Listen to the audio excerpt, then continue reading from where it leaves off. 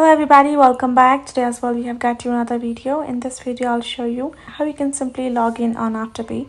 But before that, please do make sure to like our video, subscribe our channel, and yes, without any further delay, let's get started.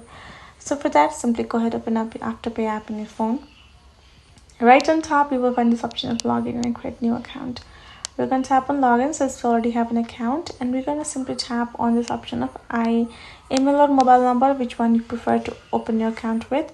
Once you've added that, you're going to simply add in your password right over here. Now we do have two other options to help you out as well, which is I don't know my password in case you have forgotten, or I don't have an account to create new one.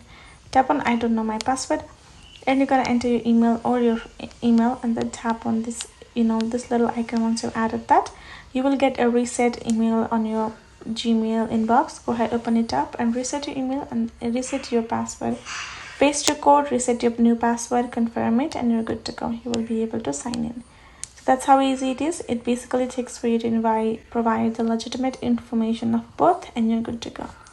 So that's how you can do it. Hope this video was helpful to you all. Thank you so much for watching, and I'll see you guys in our next video.